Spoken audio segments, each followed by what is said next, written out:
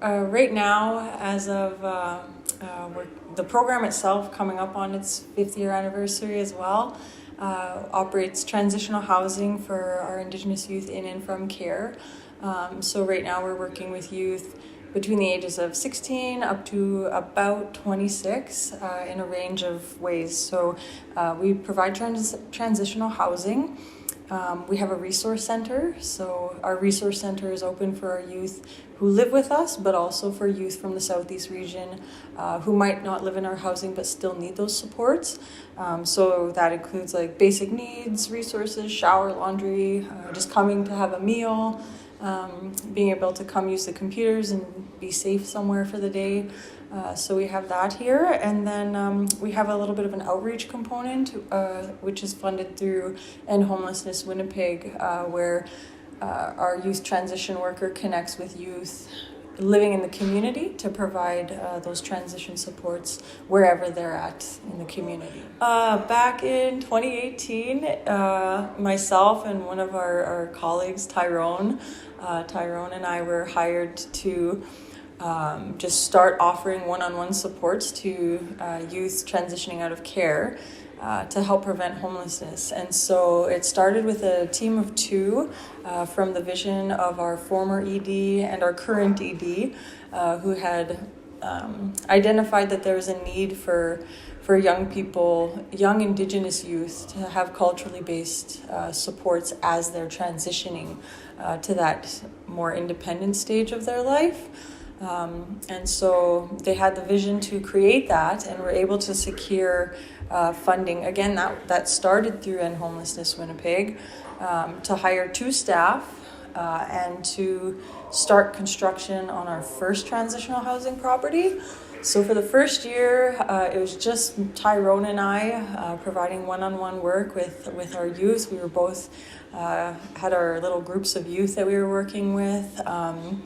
And then we opened our first home in 2019. So that's Memengwaa House. And then we kind of expanded to a team of 5 around that time. And that's what we were doing for a few years, is mostly still working with youth who already exited care. And then, when would it be?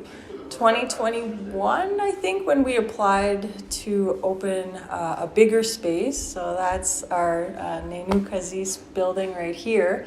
And now we're up to about 15 to 19 team members, and we have about 30 youth in our housing, plus all the youth that live in the community that still are connected to us and just come for programming or one-on-one supports. And so I think over the last 5 years, the program's grown a lot and expanded to meet the needs of our Indigenous youth wherever they're at, whether they're in care, whether they've exited care, whether they're 16 or 25, just trying to provide that support for them. Memengwaa is the Anishinaabe word for butterfly. And I don't know who originally named the program. The program was named before I came here. But it was named Memengwaa just based on when we think about the butterfly and the cycle of transitions that butterflies go through, and how they cocoon and they're supported to grow and spread their wings and fly. And so that's where the overall program name is meaning. This building here on Alfred Avenue is Nenukazis, that's hummingbird, and it was named by Wally Chartrand.